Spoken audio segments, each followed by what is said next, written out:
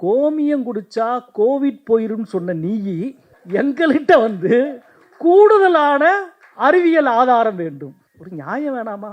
யாருக்கிட்ட யார் வந்து கேட்கறது? நீ யோசிச்சு பாருங்க. பண்டைய இந்தியாவில் பிளாஸ்டிக் சர்ஜரி இருந்துச்சு.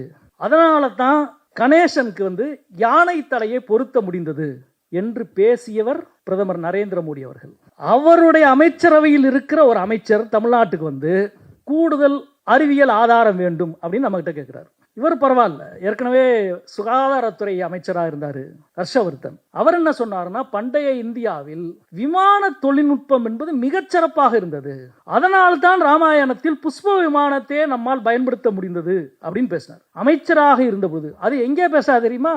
இந்திய அறிவியல் மாநாட்டை துவக்கி வைத்து பேசினார். இவருடைய கட்சியினுடைய மாநில முதலமைச்சர் குமார் தேவ் அவர் தான் வந்து சொன்னார், வந்து பண்டைய இந்தியாவில் வந்து செயற்கைக்கோள் இணைய தொழில்நுட்ப வசதி கூட இருந்துச்சு, அதனால தான் குருச்சேத்திர போரை தன்னுடைய அறைக்குள் இருந்தே சஞ்சயனால் பார்த்து கதையை சொல்ல முடிந்தது அப்படின்னாரு. இவ்வளவு அறிவாளிகளினுடைய ஒரு கூட்டத்திலே இருக்கிற ஒருவர் தமிழ்நாட்டுக்கு வந்து இவ்வளவு ஆதாரத்தை, அறிவியல் எல்லா கண்டுபிடிப்புகளை ஆய்வை நடத்திய நம்மகிட்ட வந்து நீங்க அறிவியல் ஆதாரம் போதல, கூடுதல் ஆதாரம் வேண்டும் அப்படின்னு கேட்கிறார்.